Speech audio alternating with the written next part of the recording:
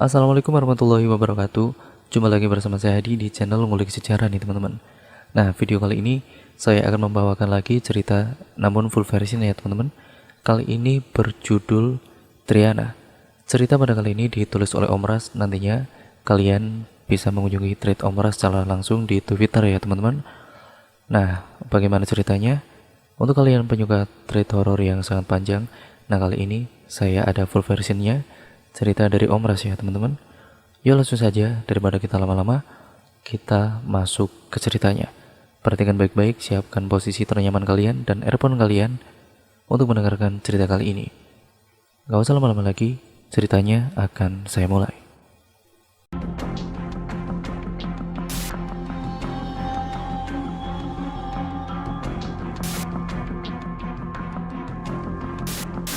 Triana. Dia sangat cantik. Penampilannya begitu anggun dan mempesona. Rambutnya yang panjang berwarna hitam legam dan berbau harum melati. Dia selalu memakai pakaian mini dress berwarna cerah yang terkesan mencolok. Bibirnya yang tidak pernah lepas dari senyuman, sungguh sangat manis. Juga suaranya yang lembut dan perhatiannya kepadaku, membuatku tidak bisa sedikit pun menolak permintaannya. Setiap ia datang, aku harus merelakan 3 tetes darahku untuknya. Semula aku adalah orang yang sangat takut akan darah yang keluar dari tubuhku disebabkan oleh luka. Tapi semenjak aku mengenalnya, luka ataupun darah itu pun tidak membuatku takut lagi. Meskipun aku tahu dia bukan manusia, bagiku dia adalah orang yang selalu bisa menjadi sahabat, kakak dan orang tua bagiku. Sifatnya yang selalu menjagaku, mengarahkan tentang semua yang harus aku lakukan, atau membelaku ketika ada orang lain yang berbuat jahat dan curang kepadaku. Meski dia melakukan pembalasan yang jahat, tapi aku sangat puas akan hal itu.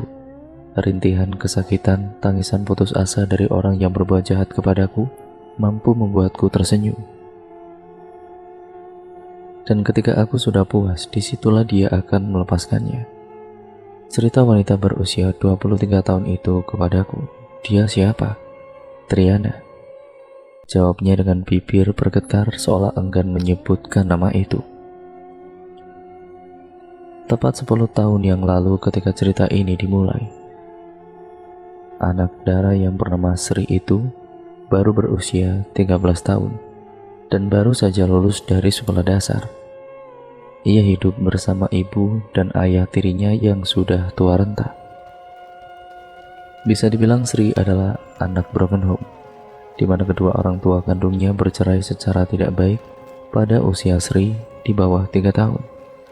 Jadi semenjak kecil dia sudah tidak pernah melihat ayah kandungnya lagi. Bahkan ia juga sudah lupa bagaimana rupa si ayah kandung. Perjuangan sang ibu untuk membesarkan Sri memang tidaklah mudah. Banyak keringat dan air mata yang bercucuran di sepanjang tahun perjuangan hidup mereka. Apapun pekerjaan yang bisa menghasilkan uang dan halal dilakukan, akan ia lakukan, tidak peduli lelah, sakit, ia tetap bertahan. Begitu juga dengan Sri, dia tetap bertahan di sekolah itu meskipun semua teman-teman mengucilkannya dan memperlakukannya secara tidak baik. Bahkan tidak jarang ketika teman-temannya melihat ayah tiri Sri lewat di depan sekolah, mereka akan mengejek dan membuli Sri yang punya ayah tiri begitu tua. Dan tidak jarang ia dijuluki sebagai anak kampang, anak yang tidak diketahui ayahnya.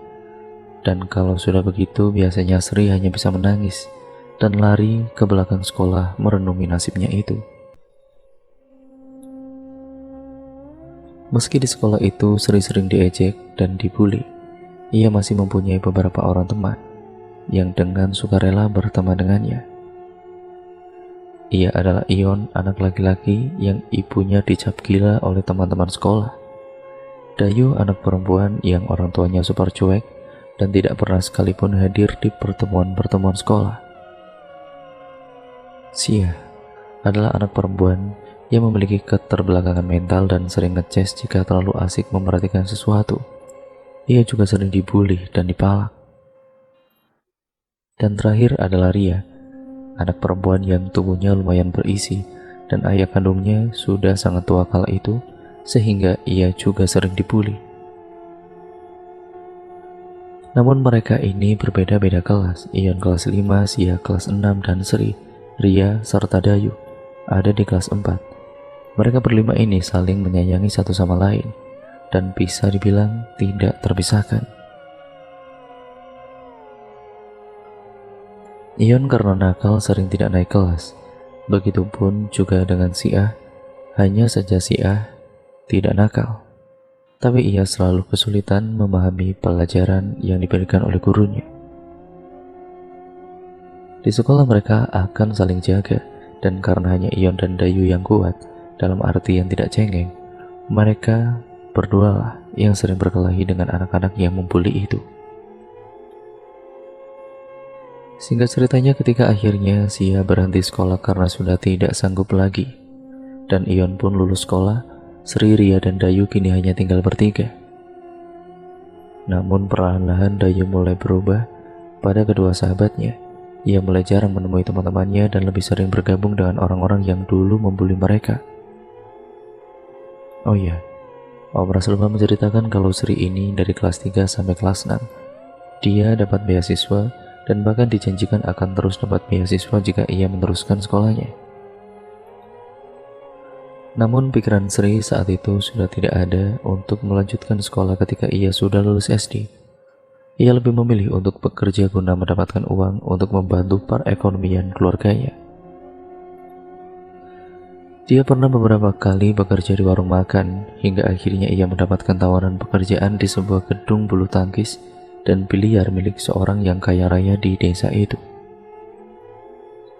Desanya cukup jauh dari tempat tinggal Sri, sehingga mengharuskan ia untuk menginap di sana. Awal-awal bekerja di sana, Sri merasa nyaman dan kerasan, karena bosnya benar-benar sangat baik dan ramah sekali. Teman-teman Sri yang sudah ada di sana sekitar 3 orang, 1 laki-laki dan 2 lagi perempuan. 1 perempuan berusia 25 tahun dan yang lainnya 18 tahun.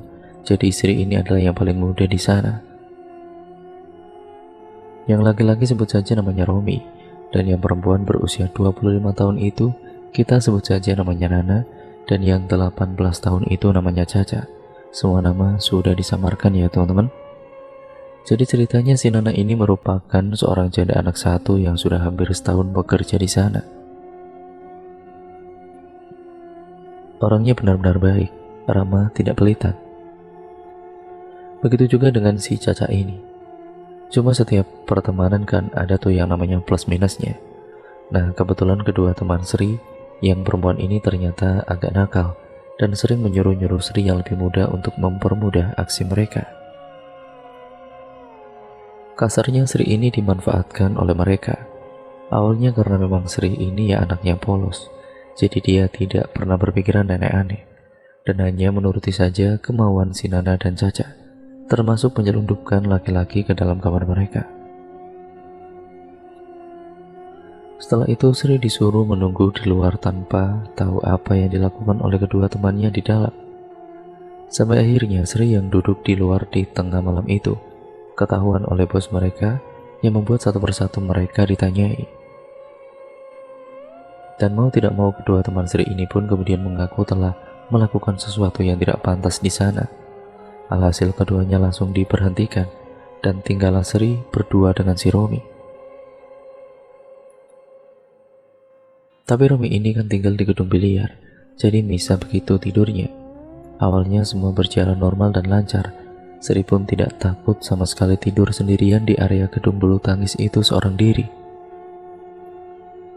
Sampai suatu hari Romi ini izin pada bos untuk pulang sebentar ke kampungnya. Dan saat dia kembali lagi ke sana, ternyata Romi datang bersama 2 orang perempuan yang katanya ingin bekerja di sana. Tentu keinginan mereka itu langsung dipenuhi dan disambut baik oleh bos yang saat itu memang sedang mencari anak buah baru. Dan kelihatannya kedua perempuan itu memang anak baik-baik. Namun ternyata baru seminggu kerja, kedua perempuan itu malah sudah bersikap seperti bos terhadap Sri dan pandai mencari perhatian pada bos. Kasarnya mereka ini bermuka dua. Semenjak bersama mereka, Sri sering sekali menangis dan melamun di belakang gedung seorang diri. Sekelebat bayangan hitam melintas ke belakang gedung sarang walet yang berada tidak jauh dari belakang gedung beliar tersebut, membuat Sri benar-benar kaget. Siapa kira-kira orang yang ke belakang gedung itu di sore hari seperti itu? Apa mungkin maling? Batin Sri bertanya-tanya. Namun belum selesai ia dengan kebingungannya, Sri dikagetkan dengan suara teriakan nyaring dari dalam gedung biliar. Diiringi dengan suara teriakan lainnya, ternyata salah satu dari perempuan yang dibawa Romi itu kerasukan dan terus berteriak-teriak. Sri yang seumur-umur belum pernah melihat orang kerasukan, hanya bisa termenung dan terdiam melihat orang-orang sibuk menangkap perempuan itu. Sampai 3 jam lamanya perempuan itu masih belum bisa disadarkan juga. Bahkan beberapa orang yang paham dengan hal-hal seperti itu didatangkan, namun tetap saja tidak bisa mengeluarkan sosok yang merasukinya.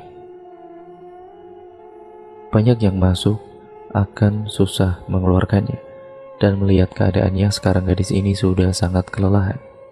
Hihihi, aku akan mengajak teman-temanku untuk tinggal di sini sampai dia mati, ujar perempuan itu. Kau ini siapa? Kenapa kau mengganggu orang yang tidak bersalah? Aku Triana. Aku tidak menyukai gadis ini karena dia sudah semena-mena dengan orang lain. Dia bermuka dua. Manusia seperti dia inilah yang sudah menghancurkan kehidupanku. Sebetulnya kesalahannya seperti apa dan kepada siapa? Biar aku suruh dia untuk minta maaf. Tapi tolong keluarlah dari tubuhnya. Laki-laki tua bangka, kau kira hanya kata maaf saja cukup untuk menghapuskan semua kesalahannya? Dia sudah mempermalukan, memfitnah, memperbudak anak itu. Teriak perempuan itu menuju ke arah Sri yang sedari tadi berdiri di dekat pintu. Sontak saja semua pasang mata orang-orang yang berada di dalam rumah itu tertuju kepada Sri. Sri tampak kikuk. Ia tidak tahu kenapa dirinya sampai dibawa-bawa. Perempuan satunya yang berdiri di dekat Romi menundukkan wajahnya. Gadis ini, dia dan dia, sudah memperlakukan anak itu dengan tidak adil. Lagi-lagi perempuan itu berteriak, tapi kali ini dia menunjuk pada dirinya sendiri dan juga pada Romi, serta perempuan satunya yang masih menunduk. Tiba-tiba perempuan yang kerasukan itu terbatuk, darah segar keluar dari mulut dan hidungnya. Cepat mengakulah apa yang sudah kalian berbuat, ujar lelaki parubaya itu pada Romi dan si perempuan satunya yang masih menunduk. Tidak ada, kami tidak melakukan apa-apa, Mang. Mereka tidak akan mengaku sampai satu persatu mereka bertiga akan aku bunuh, ujar perempuan itu lagi. Mereka berdua tetap tidak mau mengaku, bahkan sampai disuruh mengaku oleh bos pun mereka tetap tidak mau mengaku. Akhirnya di sini Sri yang dimintai keterangan dan disuruh untuk jujur, tapi karena dia takut akhirnya dia juga berbohong. Bodoh kau Sri, aku melakukan ini semua untukmu dan kau malah membela mereka. Sri terdiam namun ia masih belum berani mengatakan apa-apa. Akhirnya entah bagaimana tiba-tiba Romi kerasukan. Makin heboh di rumah itu karena ada 2 orang yang kerasukan. Bahkan lelaki tua yang berusaha mengobati itu pun sampai pingsan karena ditendang oleh Romi yang mengamuk. Tidak hanya itu saja, ia juga membenturkan kepalanya terus-menerus ke dinding ulin rumah itu sampai berdarah-darah. Bos mulai emosi. Dia menuju ke arah satu perempuan teman si Romi. Sudah, katakan apa yang sudah kalian lakukan. Tersentak perempuan itu tanpa ketakutan. Dengan bibir gemetar ia mengakui perbuatan mereka. Namun di sini ia mengaku hanya ikut sementara yang mengajak adalah perempuan satunya dan juga Romi. Maaf Sri, kami sudah memfitnahmu yang bukan-bukan pada bos. Kami juga memperlakukanmu seperti pembantu pribadi kami, ucap perempuan itu menunduk. Nafas Sri turun naik, matanya mulai berkaca-kaca. Inikah sebabnya bos sering memarahinya tanpa alasan, bahkan menuduh dia mencuri, padahal Sri tidak pernah melakukan apa-apa. Kalian memang makhluk jahat, tidak pantas dimaafkan. Pada sesama manusia saja kalian saling menyakiti. Teriak perempuan kerasukan itu melengking. Di sini posisi Sri seperti disudutkan. Ia disuruh memaafkan setelah beberapa saat mendengar pengakuan orang menjahatinya. Baik, aku maafkan kalian, tapi aku memaafkan bukan berarti aku bisa melupakan apa yang sudah kalian lakukan kepadaku. Ucap Sri pelan, lalu ia langsung keluar dari rumah tersebut, berlari ke pinggiran sungai Barito, duduk di atas kapal merenungi nasibnya. Setelah hampir 1 jam lamanya ia melamun, Sri kemudian pulang. Saat ia melangkah menyeberangi jalan, tiba-tiba dari arah hulu terlihat sebuah delman yang ditarik oleh seekor kuda hitam. Awalnya Sri mengira itu adalah delman yang datang dari luar daerah untuk melakukan pertunjukan di desa tersebut. Kuda itu perlahan-lahan berhenti ketika sudah tepat berada di depan Sri. Seorang wanita mengenakan pakaian kuning keemasan turun sambil tersenyum. Bau tubuhnya seperti bunga kenanga, wangi sekali. "Siapa namamu, anak manis?" tanya wanita itu lembut. "Sri, kenapa kau sendirian di tengah malam begini?"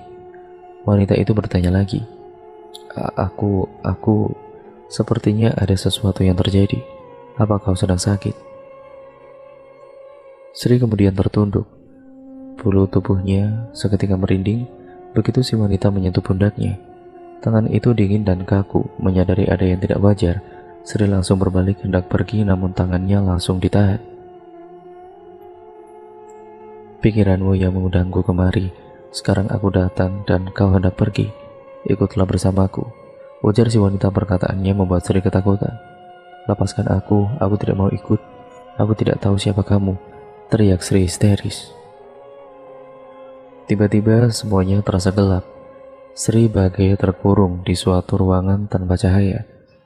Ia dapat merasakan bagaimana tubuhnya bergerak, namun Sri tidak bisa mengendalikannya. "Sri, kau kenapa, Sri?" ujar Mugi yang baru saja pulang mencari ikan. "Lepas atau kubunuh kau," teriak Sri dengan suara yang serak. "Astagfirullahaladzim, istighfar Sri, kau itu kenapa?" Mugi yang berbadan besar dan kuat itu sebisa mungkin mencoba mengunci tubuh Sri agar tidak bisa kabur, sambil mulutnya terus membaca doa yang ia bisa. Mereka berguling-guling di jalanan hingga beberapa teman Mugi datang dan segera membantunya, membawa Sri ke rumah si bos. Sri meronta, berteriak, memaki, dan bahkan membongkar rahasia setiap orang yang berada di rumah itu sambil tertawa-tawa. Rahasia yang hanya diri mereka sendiri yang tahu. "Kau tidur dengan anak tirimu. Kau munafik. Di depan orang-orang kau berlagak seperti orang yang paling baik, tapi di belakang kau tidak ubahnya bagi setan bertopeng manusia." "Di rantauan kau memperkosa anak di bawah umur, anak kecil berusia 7 tahun. Kau benar-benar biadab. Kaulah setan yang sesungguhnya." Orang yang ditunjuk oleh Sri bangkit dan berniat hendak memukul wajahnya, namun dengan tiba-tiba Romi kembali kerasukan dan langsung menyerang orang itu. "Kalau sampai terjadi apa-apa pada anak itu, kau akan berhadapan denganku," teriak Romi. Sri tersenyum sinis. Dengan mata yang terbalik, Sri menatap Romi. "Aku tidak takut dengan macan sepertimu. Kalau kau memang tidak takut, keluar dan hadapi aku," ujar Romi lagi. Kini suaranya terdengar menggelegar. Sri hanya tertawa. Ia tidak merespon apa yang dikatakan oleh Romi. "Apa gunanya kau membongkar rahasia mereka? Apa kau tidak kasihan dengan anak itu? Dia bisa berada dalam bahaya karena ulahmu. Aku akan membawanya pergi bersamaku. Sebaiknya kau jangan menggangguku. Urus saja urusanmu sendiri." Tiba-tiba Romi dihantam oleh salah satu teman Mugi menggunakan 7 butir benda kecil yang bulat mirip sahang atau lada bulat. Tubuhnya seketika ambruk di lantai. Dan saat ia akan melakukan hal yang sama terhadap Sri, Sri menggigit tangan pria itu sampai dagingnya hampir terlepas. Ia mengerang kesakitan, sementara orang yang berkumpul di dalam rumah itu perlahan-lahan mulai bubar. Entah mungkin karena mereka takut atau satu persatu rahasia mereka akan terbongkar oleh makhluk yang merasuk tubuh Sri tersebut. Bahkan bos mereka yang laki-laki pun tidak mau mendekat. Ia lebih memilih untuk keluar. Yang tinggal di sana hanyalah Mugi dan salah satu temannya. Sementara Sri masih tertawa-tawa tidak karuan. Andai tangannya tidak segera dipasung, Sri akan terus menangkap serangga dan cicak di dalam rumah itu kemudian memakannya. Semua ini pasti ada sebabnya, Bu. Dan Sri ini semenjak awal saya melihatnya sudah ketahuan kalau dia ini lemah bulu, mudah terkena yang seperti ini, ujar Mugi. Lalu bagaimana dengan mereka berdua, Ki? Tanya Bu Bos. Entahlah, tapi sepertinya yang ada di dalam tubuh mereka itu hanya sekedar untuk main-main, tetapi tidak menutup kemungkinan bisa mengundang lebih banyak makhluk lain yang masuk, karena pintunya sudah terbuka lebar. Pusing sekali, Ki. Di rumah sudah ada 3 orang yang kerasukan dalam waktu yang sama. Ini bisa mengundang pandangan buruk orang-orang terhadap gedung-gedungku. Sekarang, masalah gedung itu singkirkan dulu, Bu. Yang terpenting kita pikirkan bagaimana menyembuhkan mereka bertiga. Kalau terus dibiarkan, bisa saja membuat ketiganya mengalami hal yang jauh lebih buruk lagi.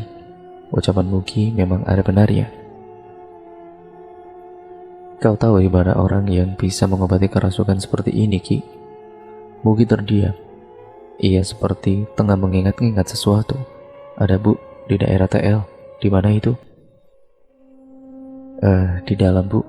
Kalau dari sini bisa memakan waktu 2 hari perjalanan memakai perahu cis. Kalau begitu, tolong kau saja yang pergi ke sana ya, Ki. Nanti pakai speedboat saja biar lebih cepat. Kapan, Bu? Kalau besok bagaimana? Mugi terdiam. Ya sebenarnya besok ia akan keluar desa untuk menjual ikan. Bagaimana, Ki? Bisa, Bu? Jawab Mugi gelagapan. Baik, besok kau pergi bersama Jarman. Dia yang akan menemanimu. Mugi mengangguk. Sebelum pergi ia menatap Sri yang masih tertawa-tawa itu. Sri yang sudah ia anggap seperti adiknya sendiri. Ia bahkan sering menemani gadis itu bila banyak orang-orang kapal yang datang untuk bermain biliar, hanya supaya Sri tetap aman. Pagi-pagi sekali Mugi dan juga Jarman sudah berangkat ke TL. Sementara di rumah bosnya, Sri masih tetap dipasung karena sudah beberapa kali mencoba kabur. Berbeda dengan kedua temannya yang sudah sadar, namun masih lemas dan sakit karena mengamuk semalam. Singkat ceritanya, tidak sampai 2 hari, Jarman dan Mugi sudah kembali bersama dengan seorang wanita berusia 45 tahunan. Ketika dia tertawa, terlihatlah gigi-giginya yang hitam akibat menginang. Wanita itu memperkenalkan diri dengan sebutan Cumardin. Nama asli tidak disebutkan di sini ya teman-teman. Sekali lagi, semua nama disamarkan. Beliau masuk ke dalam kamar di mana Sri masih dipasung dan tertawa-tawa. Oh, kau rupanya putri. Kita bertemu lagi, nenek tua. Kenapa lagi kau berbuat ulah? Ha? Bukannya waktu itu kau sudah kukembalikan? Adu mulut antara Cumardin dan sosok yang merasuki Sri terdengar seru sekali. Makhluk itu tidak mau kalah meski ia sudah disudutkan oleh Cumardin. Kalau kau sudah tidak mau keluar juga, maka aku tidak punya pilihan lain. Sri yang semula tidak bisa diam, kini ia terdiam dengan raut wajah yang sulit dijelaskan. Dan ketika Cumardin mulai melakukan pengusiran terhadap sosok halus itu, Sri mulai meraung. Matanya yang tadinya terbalik, kini sudah kembali seperti semula. Ia bahkan memanggil Bu Bos dengan lirih sama seperti suara Sri biasanya. Sakit, rintis Sri dan Cumardin menyipitkan matanya. Kau tidak bisa menipuku, kau masih berada di dalam, ujar Cumardin menghardik. Mendengar perkataan Cumardin, mata Sri kembali terbalik. Suara tawanya menggema. Kau sama saja seperti dulu, kau tidak bisa ditipu, ujar Sri tertawa terbahak-bahak. Namun ketika benda mirip besi berkarat itu ditempelkan pada dahinya, Ya seketika Sri berteriak kesakitan. Tubuhnya meronta-ronta, menjerit dan terus memohon untuk tidak disakiti lagi. Tapi Jumardin tidak mau mendengarkannya. Hingga akhirnya beliau terkena tendangan dari Sri yang berhasil melepaskan ikatan dari kakinya. Tapi tiba-tiba saja tubuh Sri menggelepar-gelepar. Perlahan-lahan tubuhnya mulai mengejang. Wajah Jumardin menegang. Ia tahu ada sosok yang jauh lebih kuat yang sedang berusaha masuk ke dalam tubuh Sri.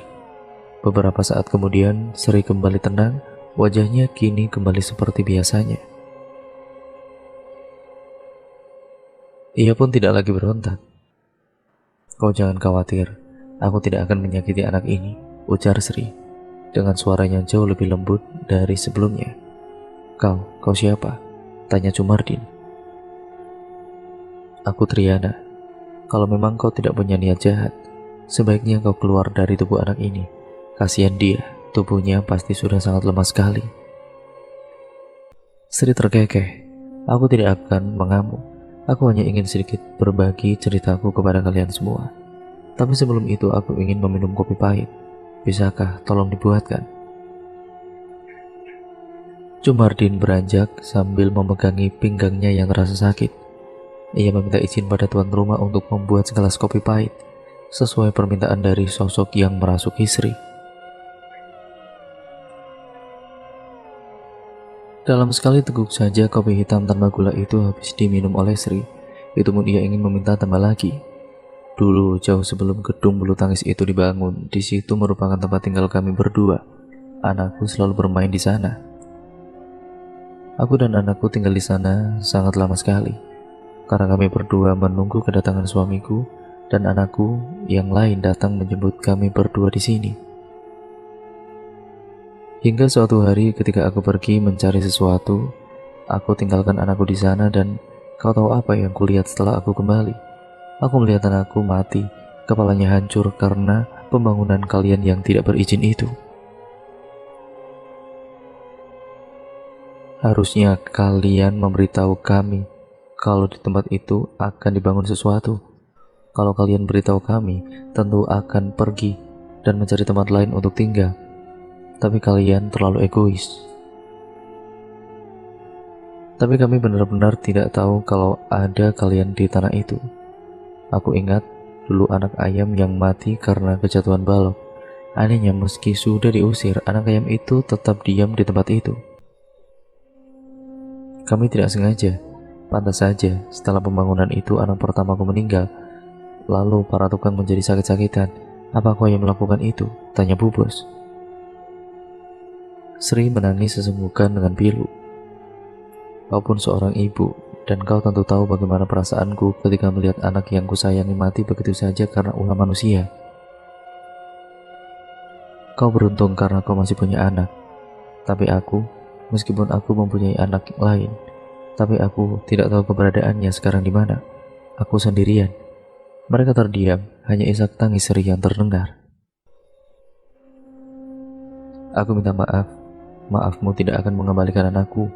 Dan hening. Keadaan Sri mulai tenang dan jauh lebih baik dari sebelumnya. Pasungan pada kaki dan tangannya pun sudah dilepaskan. Namun begitu ia masih berada dalam pantauan Jumardin yang tengah berusaha mengobati gadis itu agar tidak ada yang kembali masuk ke dalam tubuhnya lagi.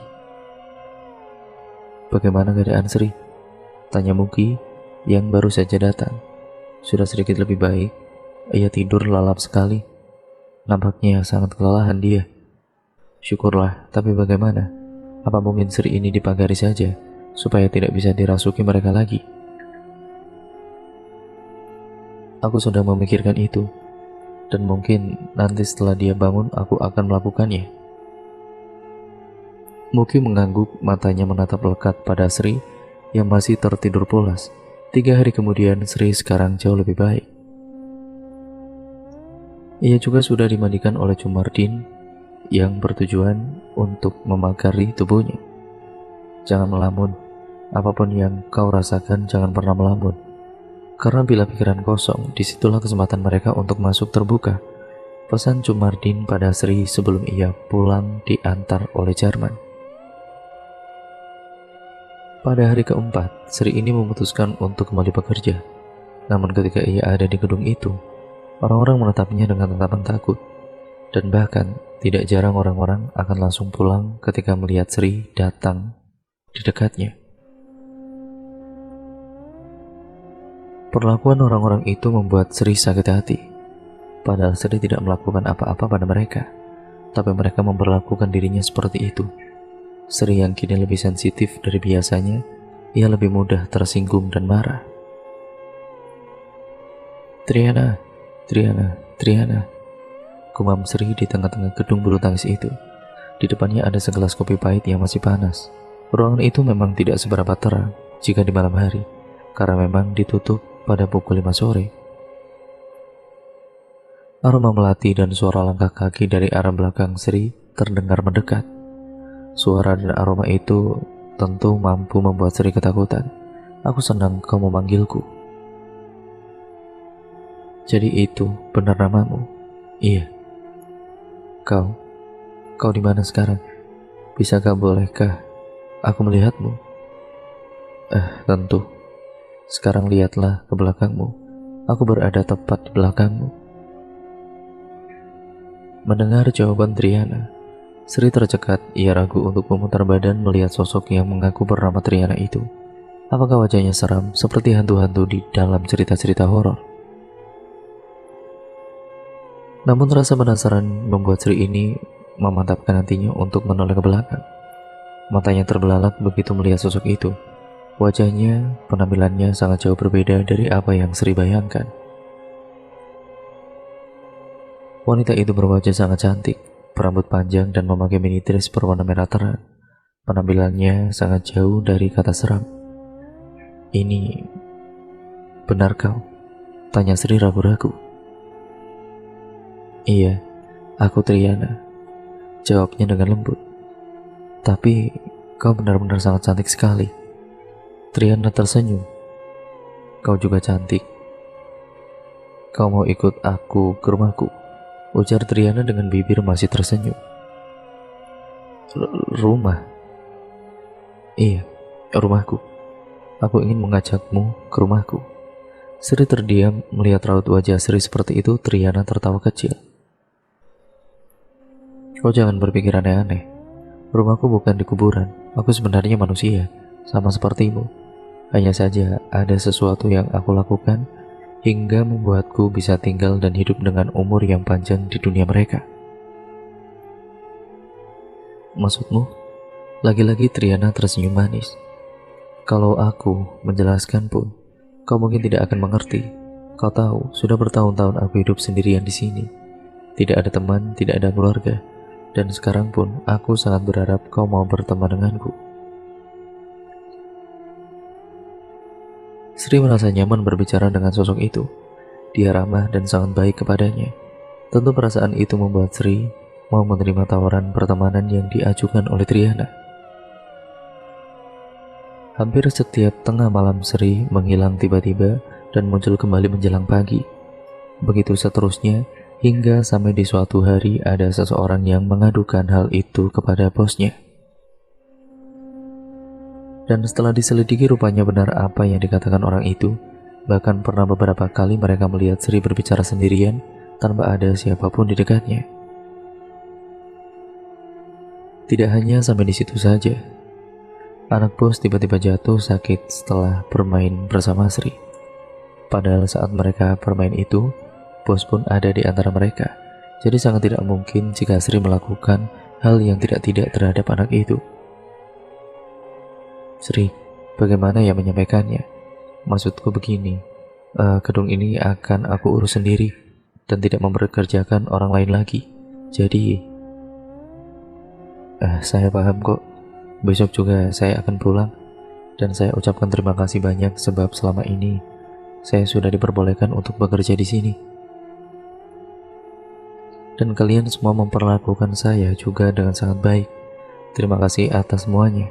Kalau ada umur dan rezeki, mungkin kita akan bertemu lagi," ucap Sri memotong pembicaraan bosnya itu.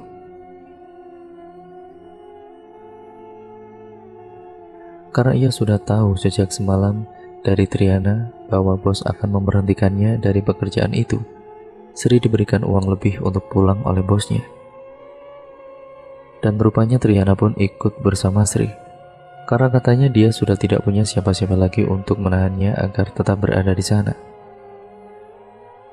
Dan sekarang adalah tugasku untuk menjaga dan melindungimu, ucapnya tersenyum. Sejak pulang, Sri hanya tinggal di rumah. Ia menghabiskan waktunya untuk membaca buku-buku bersama Triana. Kurasa lain anakmu itu. Beberapa kali aku coba melihat dia berbicara sendirian dan tertawa-tawa. Coba kau tanyakan pada orang yang paham. Semoga saja dugaanku itu salah, ujar seorang tetangga pada ibunya Sri. Perkataan itulah yang membuat Sri dibawa ke seorang guru. Guru yang dimaksud ini bukanlah seorang ulama, tapi memang profesinya sebagai seorang guru di SD di salah satu sekolah yang ada di daerah itu. Namun beliau ini memang ada kebiasaan dalam hal-hal mistis seperti itu. Ketika akan menaiki tangga rumah guru tersebut, langkah Sri seperti ditahan. Ia enggan untuk naik. Seluruh tubuhnya pun terasa merinding seketika. "Jangan ke sana, Sri," ujar Triana. "Aku tidak mau masuk, Ma." Setelah mendengar penolakan Sri, ibunya lantas menarik tangannya dengan keras agar secepatnya masuk ke dalam. Tiba-tiba Sri merasa tubuhnya seperti tidak terkendali. Ia langsung menepis kasar tarikan tangan dari sang ibu. Matanya tajam menatap ibunya. "Aku tidak mau masuk," bentak Sri, dan ketika seorang lelaki mendekati mereka, mata Sri langsung melotot tajam. Seketika Sri bertingkah seperti orang kerasukan. Ia menjerit menyeru lelaki itu agar jangan mendekat.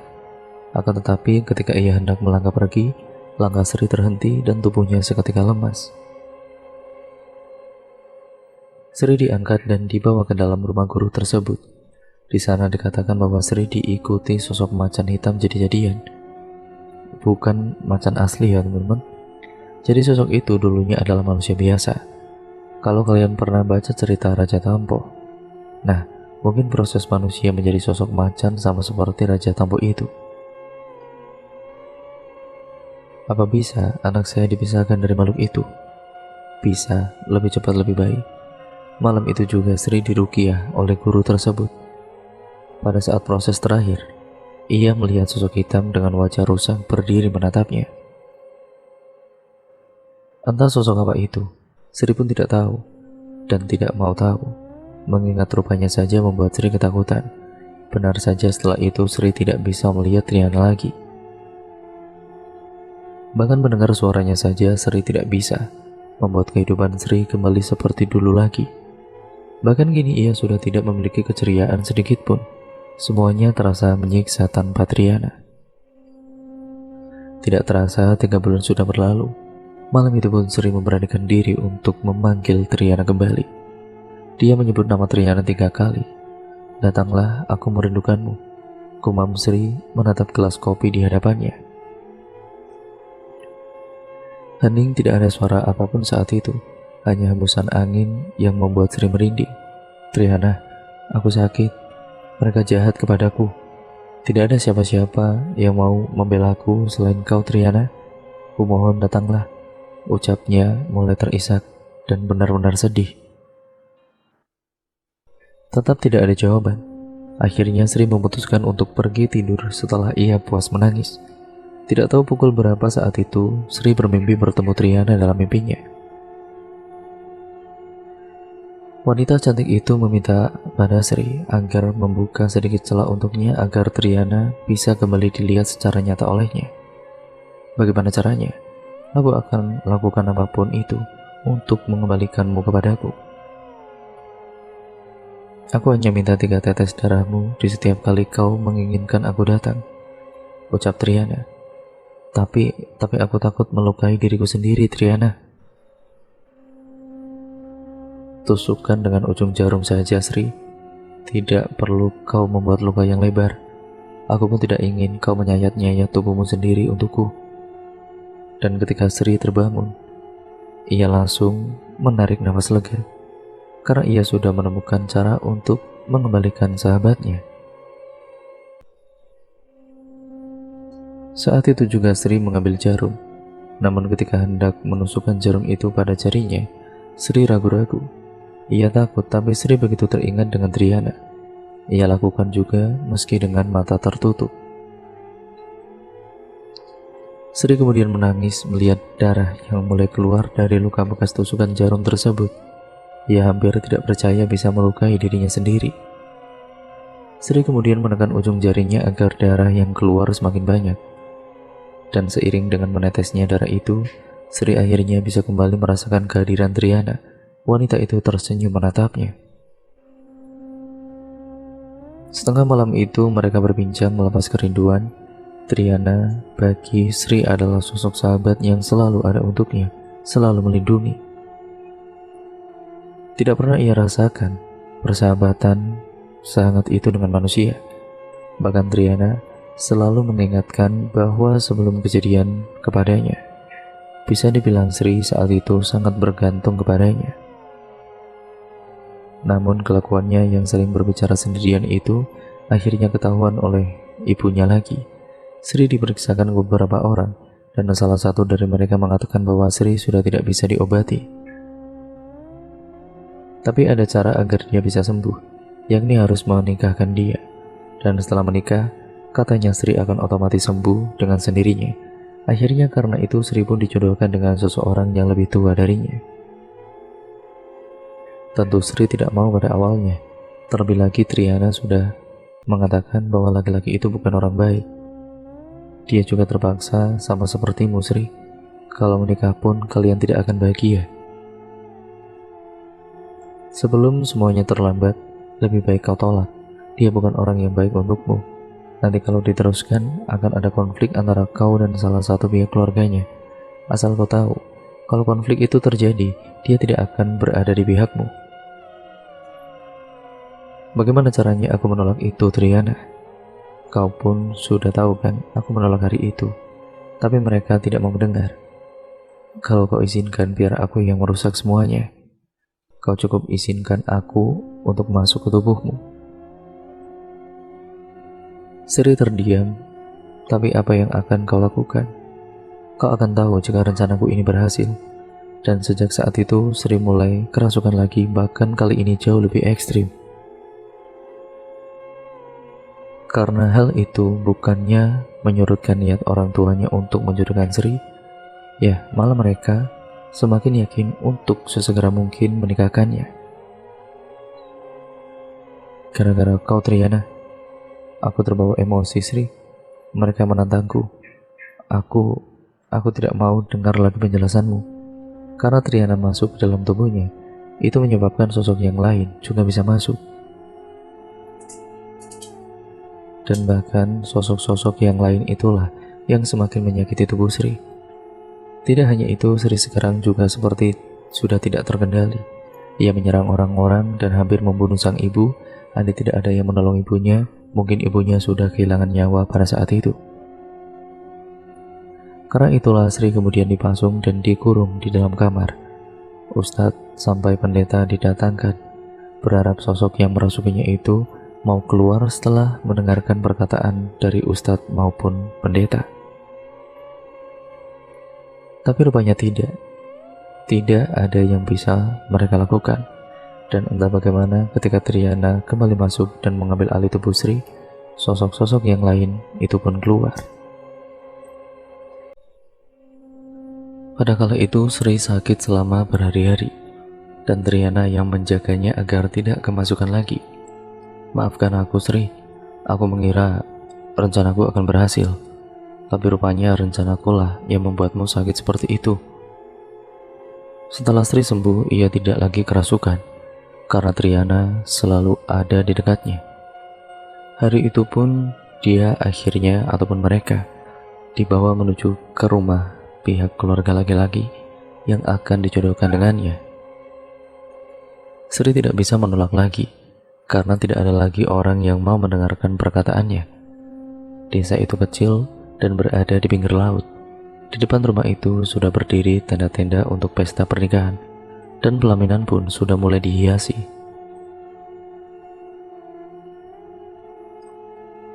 Ingat ya Sri, Aku akan selalu ada bersamamu untuk melindungimu dan juga menjagamu dari siapapun yang berbuat jahat kepadamu. Kau tidak perlu takut. Sri menarik nafas lega. Inikah akhir masa mudanya mengabdikan diri untuk seorang laki-laki yang menjadi suaminya, laki-laki yang bahkan belum pernah bertatap muka langsung dengannya. Bahkan Sri tidak bisa mengenali wajahnya di antara wajah orang-orang di area tenda tersebut. Malam harinya, ketika Sri dan juga orang tuanya tengah duduk sambil melihat orang-orang yang sedang asik bermain kartu di atas panggung, seorang laki-laki bertubuh tinggi datang menghampirinya. Wajahnya sepintas tampak tidak asing bagi Sri. Ya, Sri pernah melihat wajah itu di sebuah foto. Laki-laki itu sangat sopan terhadap orang tua Sri. Ia juga izin untuk mengajak Sri jalan-jalan pada orang tuanya. Sri menatap ibunya ketika beliau mengizinkan laki-laki itu membawanya. Sepanjang jalan laki-laki itu mencoba untuk mengajak Sri mengobrol. Ketika mereka memasuki jalan sempit yang mengarah ke sebuah rumah, raut wajah Sri tampak berubah. Suasana rumah itu ramai sekali, namun ia kembali tenang begitu melihat Triana berada tidak jauh darinya. Lelaki itu mengajak Sri untuk masuk ke dalam rumah dan di dalam terlihat banyak orang yang seumuran dengan laki-laki itu tengah mengobrol. Mungkin orang-orang itu adalah teman-temannya, pikir Sri kala itu. Mereka mengobrol panjang lebar hingga jam di dinding sudah menunjukkan pukul 11:30 malam. Ketika sampai di rumah, laki-laki itu dimarahi oleh seorang nenek-nenek. Karena dalam adat mereka calon pengantin tidak boleh berpergian kemanapun, apalagi di malam hari. Sri dipingit dan dilarang untuk bertemu laki-laki itu selama 3 hari. Masih selama itu, tapi panggung dan tenda sudah didirikan. Bahkan beberapa sound system juga telah dipasang dan diputar setiap malam. Makan minum Sri hanya dilayani oleh seorang gadis yang usianya tidak begitu jauh dari Sri. Membosankan, keluh Sri pada Triana yang saat itu tepat berada di sebelahnya. Bersabarlah yang, aku sedang mencari cara untuk membuatmu lepas dari laki-laki itu. Tiba-tiba pintu terbuka dan laki-laki itu masuk ke dalam kamar sambil tersenyum. Mau apa kamu? Aku mau mengantarkan ini untukmu. Semoga kau suka. Ujar lelaki itu sambil membawakan camilan untuk Sri. Terima kasih. Sri bisa melihat wajah Triana yang terlihat sangat tidak suka pada laki-laki itu. Singkat ceritanya, malam itu adalah malam kedua Sri dipingit. Dan malam itu dia akan ditimung secara bergantian dengan si laki-laki tersebut. Semuanya berjalan lancar karena Triana selalu berada di samping Sri. Adik dari calon suami Sri sangat menyukai gadis manis itu. Bahkan ada yang paling kecil tidak mau lepas dari Sri. Calon mertuanya pun tampaknya sangat baik. Dan setelah pernikahan itu terjadi, Sri tinggal bersama suaminya, sementara orang tuanya sudah pulang ke kampung halaman. Hari-hari berada di sana bagi Sri sangat menyiksa. Untungnya ada adik-adik iparnya yang selalu setia untuk menemaninya selain Triana. Dan iparnya yang perempuan itu pernah curhat pada Sri bahwa ia dipermainkan oleh laki-laki yang merupakan kekasihnya. Setelah Sri menceritakan kisahnya pada Triana, Triana bersedia membantu dengan syarat harus memperlakukan Sri dengan sangat baik. Walaupun kemungkinan nanti akan ada masalah besar yang akan terjadi. Entah apa yang Triana lakukan.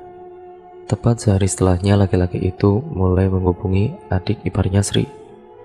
Tentu gadis itu pun merasa senang karena laki-laki tersebut merupakan orang yang sangat ia sayangi. Namun benar apa yang dikatakan Triana, kehidupan Sri di sana mulai memburuk. Suaminya yang semula rutin memberikan uang dan memperlakukannya dengan baik, mulai berubah sikap. Begitupun dengan beberapa iparnya. Hanya 3 iparnya yang masih memperlakukannya sama seperti sebelumnya, dan semakin hari mereka juga mulai berubah. Kini tinggallah ipar laki-lakinya yang memperlakukan Sri dengan sangat baik. Ia sering menasihati suami Sri untuk tidak kasar dan lain sebagainya. Bahkan pernah ia bertengkar dengan suami Sri karena membela Sri. "Sebagai istriku, kau tidak pantas jalan berdua-duaan dengan adikku itu," bentaknya. Padahal Sri tidak jalan untuk bersenang-senang dengan adik iparnya itu, melainkan adik iparnya tersebut menemani Sri untuk membeli sesuatu di warung yang lumayan jauh dari desa itu.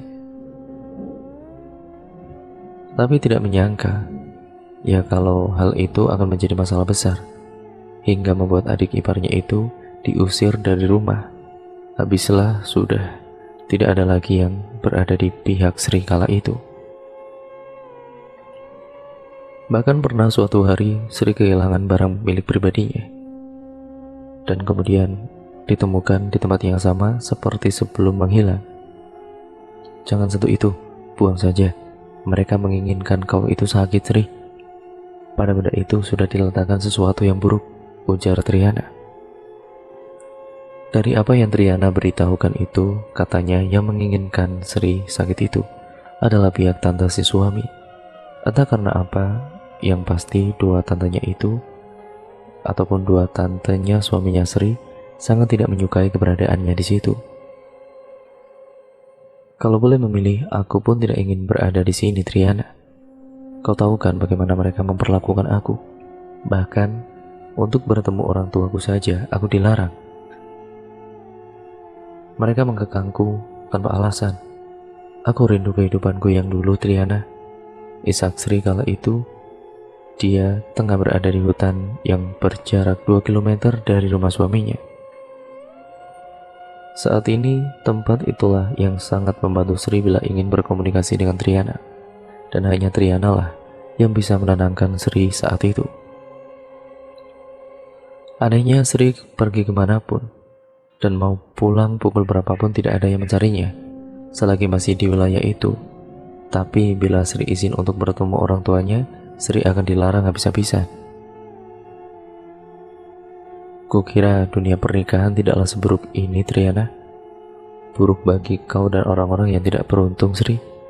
Tapi bagi mereka yang beruntung, pernikahan itu yang akan terasa indah.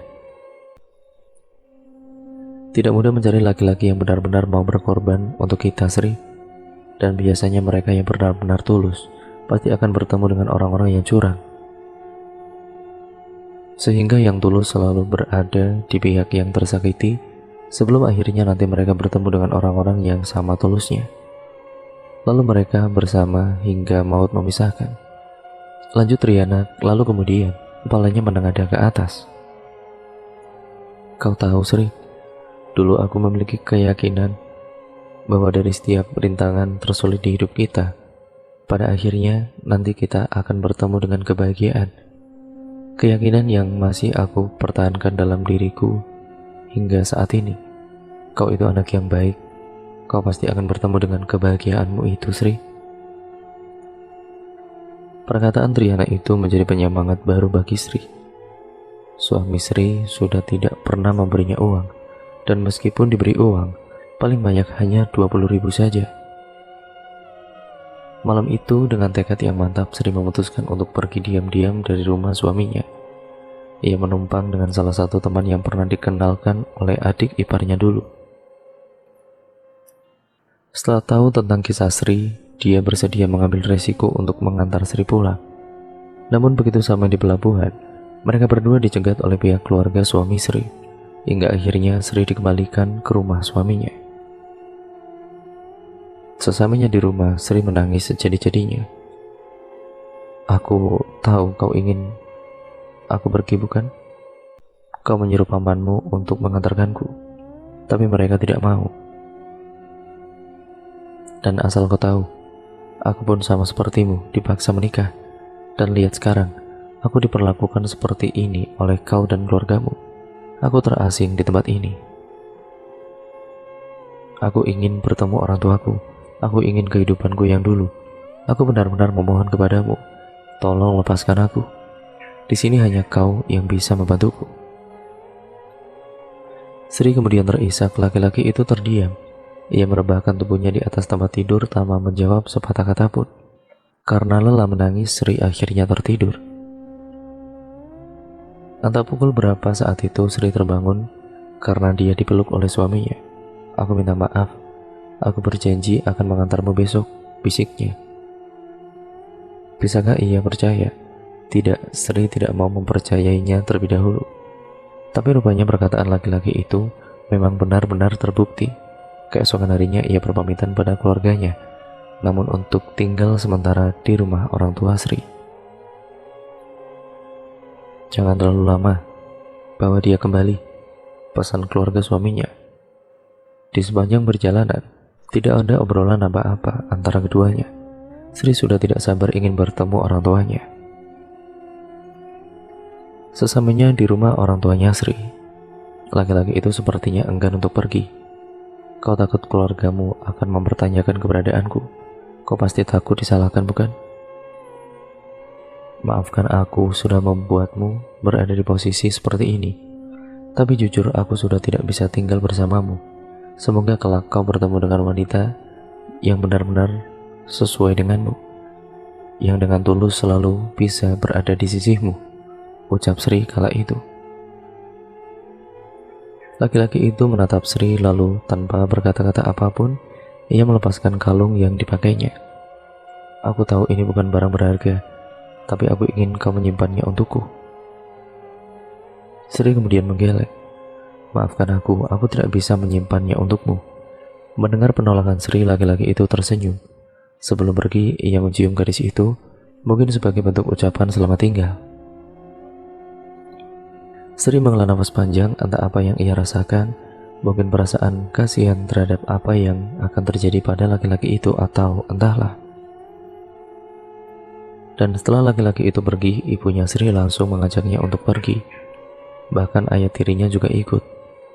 "Mama akan membawamu pergi sejauh mungkin. Kau pasti tersiksa tinggal di sana. Kau tampak kusam dan tidak terurus. Cepatlah, pihak keluarga suamimu pasti akan mengejar kita." Hari itu benar-benar hari yang tidak disangka-sangka oleh Sri. Tapi benar juga apa yang ibunya katakan. Kalau mereka tidak segera pergi, pasti keluarga suaminya akan datang menjemputnya kembali ke desa itu.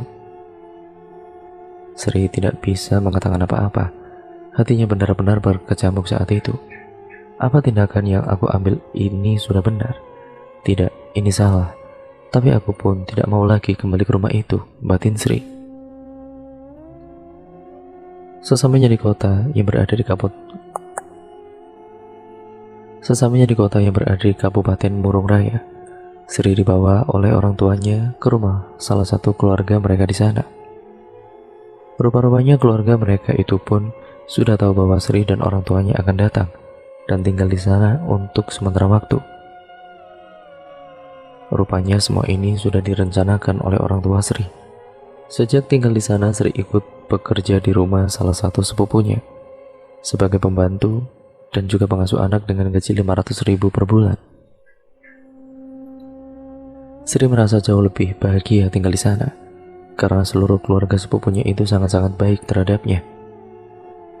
Hingga suatu hari, tepat di 3 bulan setelah Sri tinggal di sana, malam itu ia menerima sebuah telepon dari nomor seseorang yang tidak ia kenal.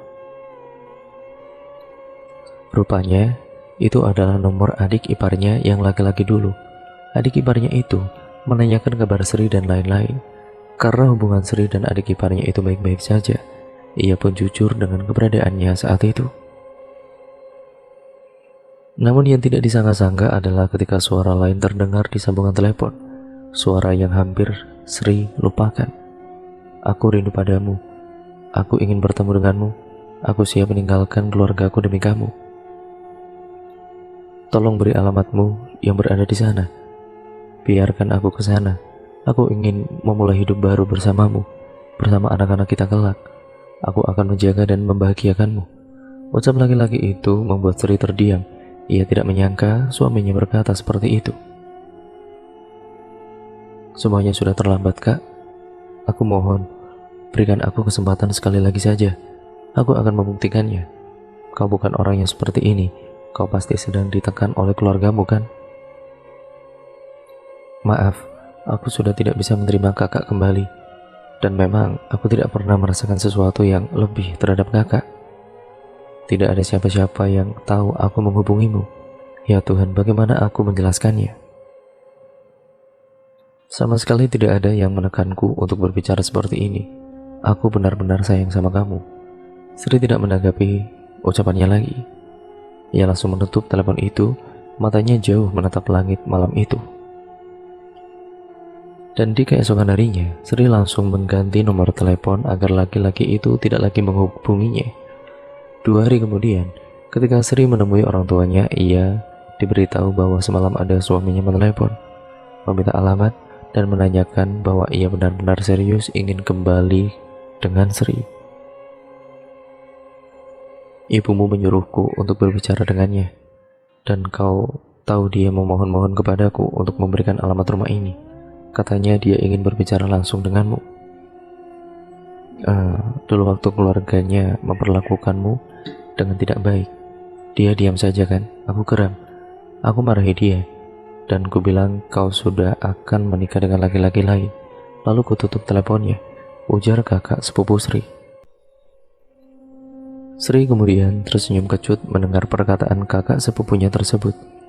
Memang benar, tapi menyebut Sri akan menikah itu rasanya kurang tepat. Dan setelah hari itu, mantan suaminya tidak pernah lagi menghubunginya.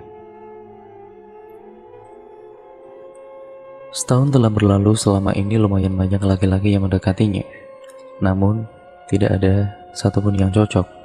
Pernah beberapa kali ia menjalin hubungan dengan laki-laki, tapi berakhir begitu saja.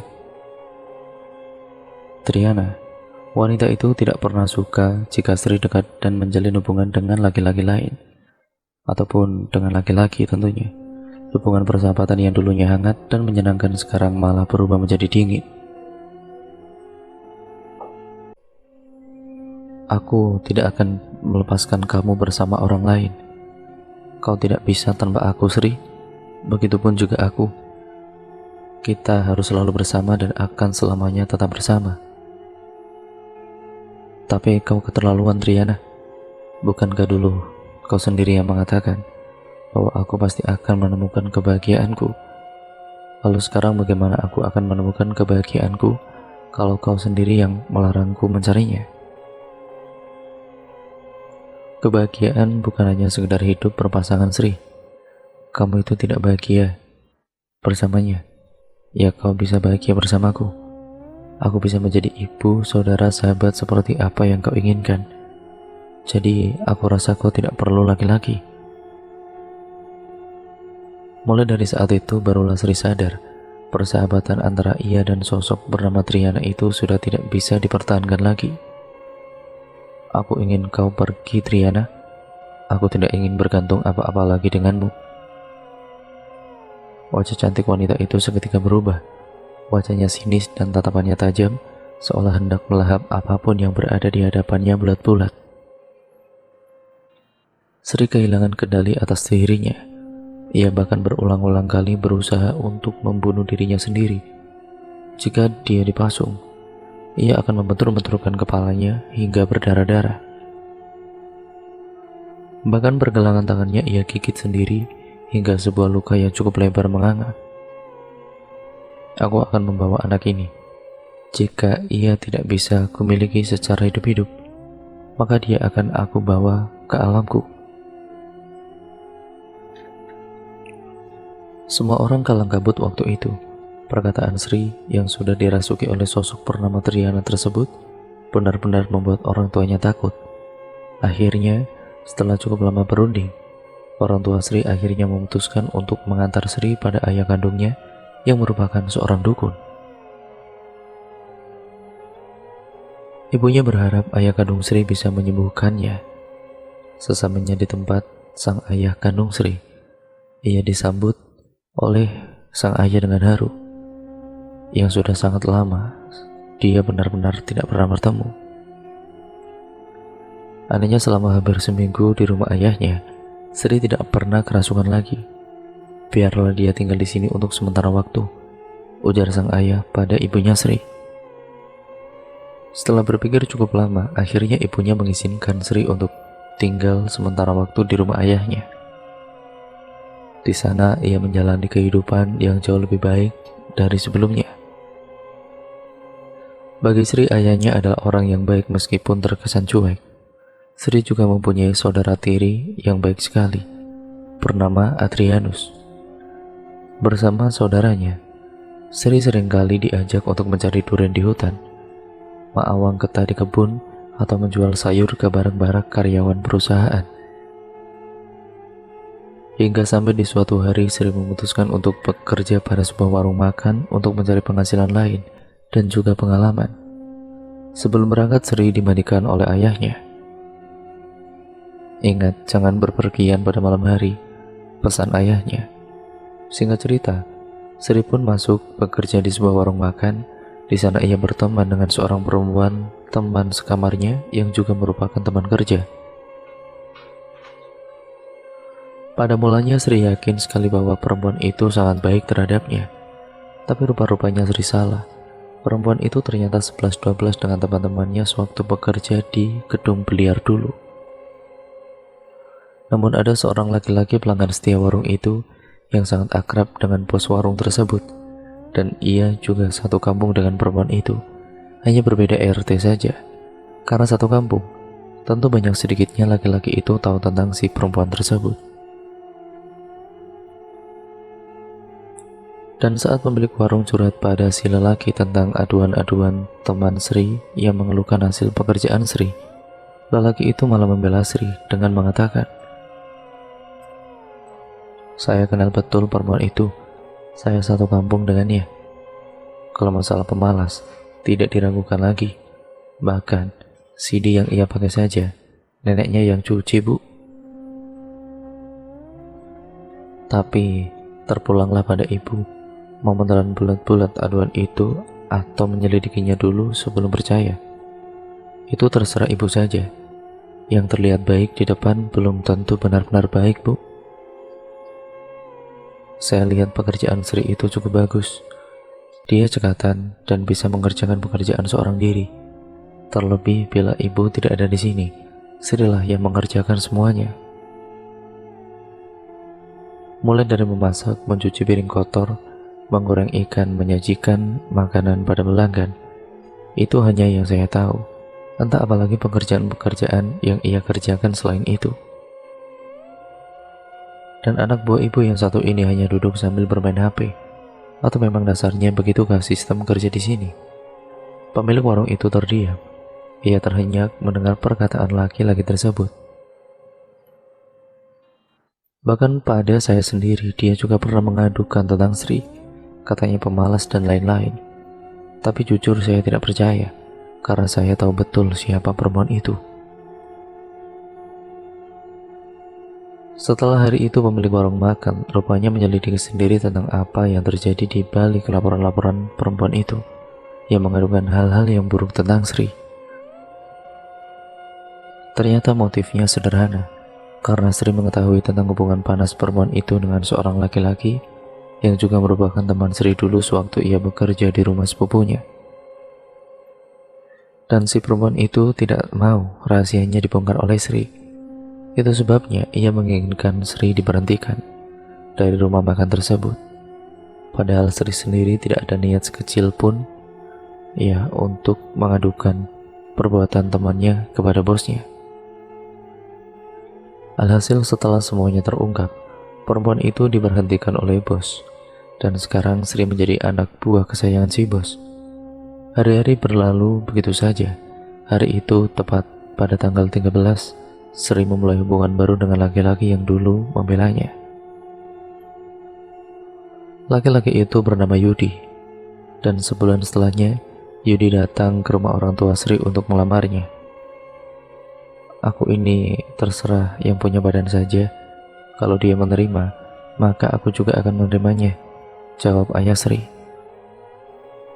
Akhirnya setelah hari raya Idul Fitri, pernikahan sederhana keduanya pun akan dilangsungkan. Akan tetapi 3 hari sebelum pernikahan, Sri terlanggar pantangan dari ayahnya yang mengakibatkan Triana kembali masuk ke dalam tubuh Sri. Ia mengamuk, bahkan 7 orang laki-laki yang sangat kuat tidak bisa menahan tubuhnya. Kalian orang jahat, aku tidak akan melepaskan Sri untuk kalian. Calon suami Sri ini berpikir untuk membawa Sri pulang ke rumah ayah kandungnya saja. Mungkin beliau mempunyai cara untuk menyembuhkan Sri lagi. Tapi tentu dengan keadaan Sri yang seperti itu, ia tidak diizinkan untuk dibawa ke rumah ayah kandungnya yang berjarak 5 jam lebih dari desa tersebut. Jadi pernikahan mereka ini akan dilangsungkan di rumah si lelaki. Karena jarak yang jauh dan adanya ibu kandung Sri di sana, mengakibatkan ayah kandungnya tidak bisa hadir. Dan kemudian menyerahkan walinya kepada penghulu melalui surat yang beliau tulis sendiri. Dan calon suami Sri tidak sengaja mengajak Sri keluar malam, sehingga membuat Sri melanggar pantangan yang diberikan oleh ayahnya. Keadaan Sri saat itu sangat memprihatinkan. Bahkan orang-orang yang didatangkan untuk menyembuhkannya sama sekali tidak ada hasil. Bagaimanapun, Triana sangat menginginkan pernikahan itu dibatalkan. Tinggalkan dia, bentak Sri dengan mata berapi-api. Aku menyayanginya. Bagaimana mungkin aku akan meninggalkan dia? Dia tidak akan bahagia bersamamu. Kau sendiri, apa kau sayang terhadap Sri? Aku sangat menyayanginya. Kalau begitu, kau tidak akan menyakitinya. Tapi dalam keadaan sekarang, kau sudah sangat menyakitinya. Apa kau tidak menginginkan dia bahagia? Triana kemudian terdiam. Dia mulai menjauhiku. Aku tidak ingin kehilangan dia. Bila aku tidak bisa membawanya bersamaku secara baik-baik, maka aku akan memaksanya untuk ikut denganku. Itu artinya kau hanya mementingkan dirimu sendiri. Kalau kau benar-benar sayang padanya, seujung jari pun kau tidak akan pernah menyakitinya. Tolong beri aku kesempatan untuk membahagiakannya. Aku berjanji tidak akan pernah menyakitinya. Berjanjilah, apapun yang terjadi antara keluargamu dan Sri ke depannya, kau tidak akan pernah meninggalkan dia sendiri. Tetap bersamanya hingga akhir, bagaimana? Tanpa ragu, laki-laki itu pun mengucap janji tersebut. Dan entah bagaimana setelah itu tubuh Sri melemah dan akhirnya jatuh pingsan. Tepat di hari pernikahan mereka, Triana kembali hadir. Namun ia tidak melakukan apapun, hanya suami Sri yang tahu kehadirannya kala itu. Hari-hari berlalu begitu cepatnya. Senyum dan tawa bahagia menghiasi kehidupan dua pasangan baru itu. Hingga suatu hari, masalah mulai bermunculan. Masalah-masalah itu datang dari pihak keluarga suaminya, yakni sang mertua yang selalu menunjukkan rasa tidak suka terhadap Sri yang dianggap membuat suaminya berubah. Karena semua gajinya kini tidak lagi diserahkan pada orang tuanya, melainkan ia bagi, yaitu bagi 2 untuk Sri separuhnya, dan juga separuh lagi untuk orang tuanya. Namun bagi orang tuanya ini tidak cukup. Mereka ingin gaji suami Sri diserahkan semua kepada mereka, dan mereka yang memberi jatah 500.000 1 bulan untuk keduanya.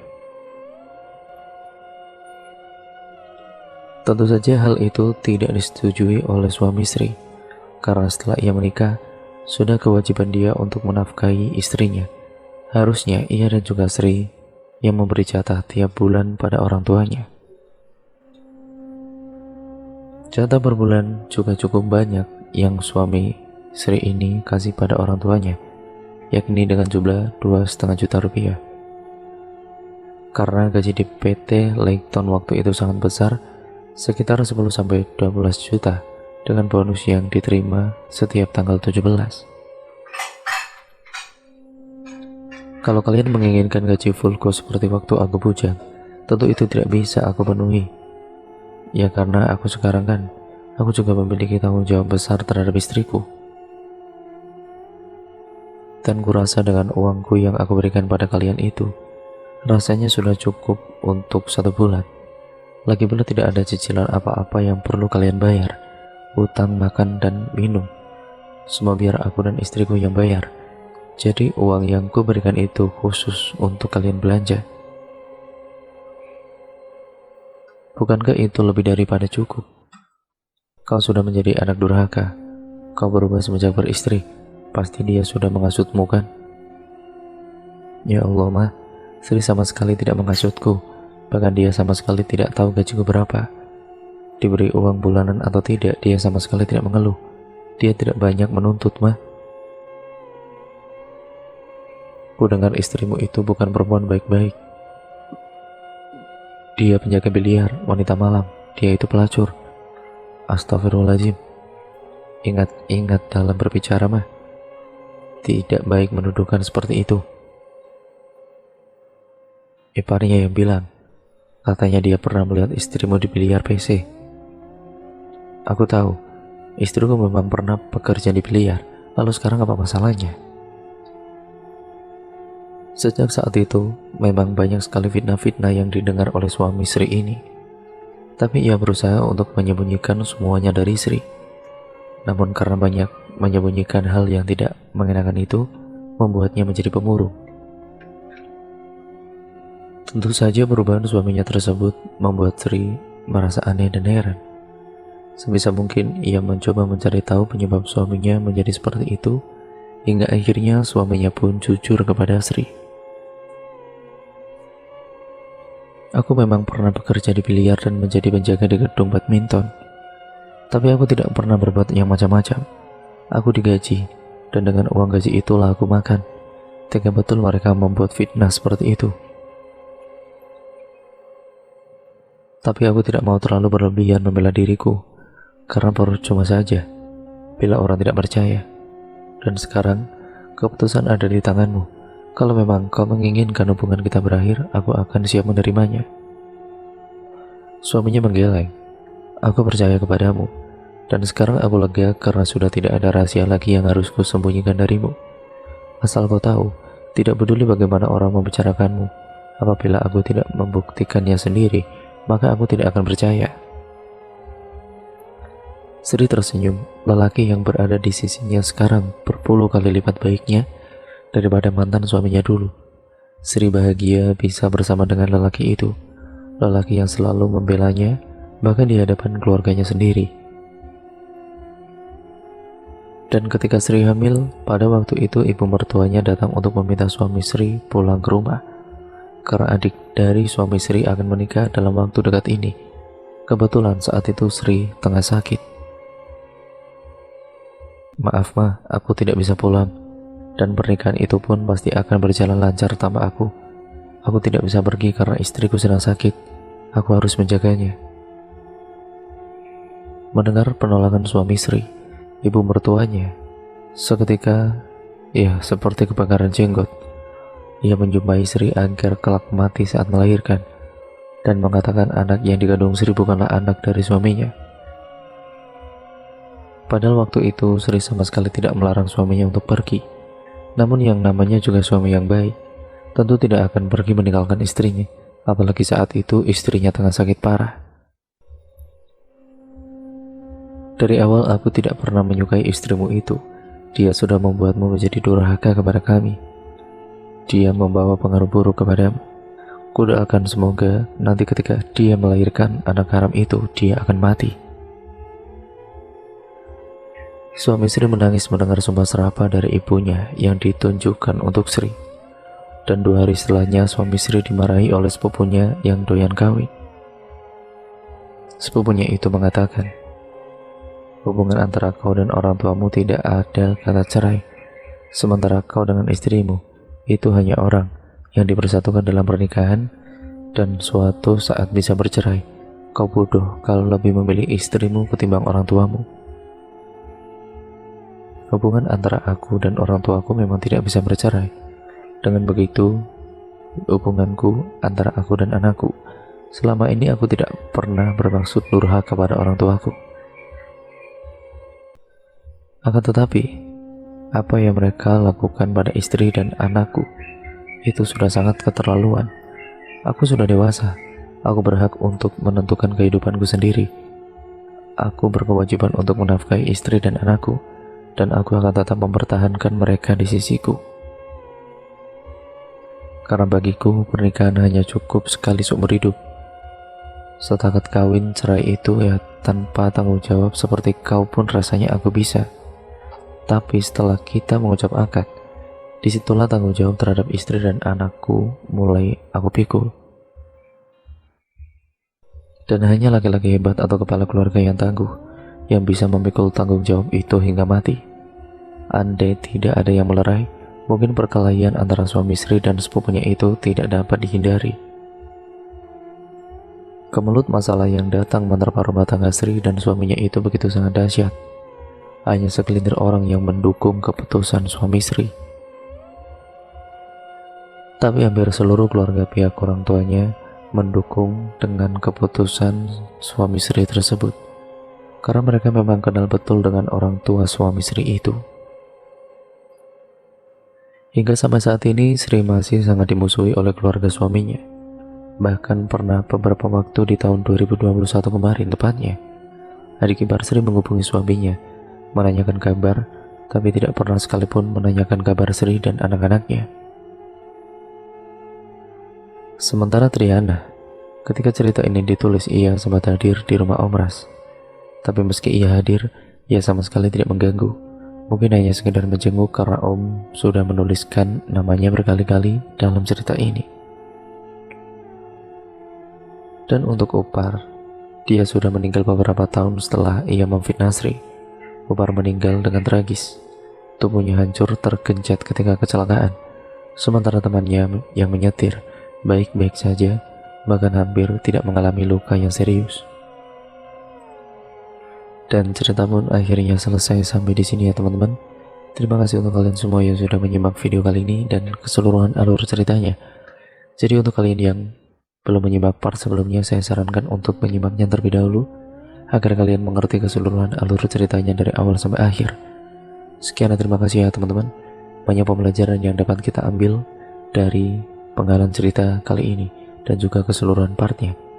Ya intinya, apapun yang terbaik kalian bisa ambil hikmahnya yang positif, yang buruk kalian buang jauh-jauh, dan jadikan itu sebagai pembelajaran untuk kita semua, agar kita menjadi manusia yang jauh lebih baik lagi ke depannya. Oh iya, terima kasih atas support kalian selama ini. Jangan lupa terus like, comment, dan share video kali ini sebanyak-banyaknya, dan juga subscribe channel ini, serta nyalakan tombol lonceng notifikasinya, agar kalian tidak ketinggalan video terbaru selanjutnya dari channel ini. Sekian video ini saya akhiri dan sampai berjumpa di video terbaru selanjutnya. Kurang lebihnya mohon maaf. Wassalamualaikum warahmatullahi wabarakatuh.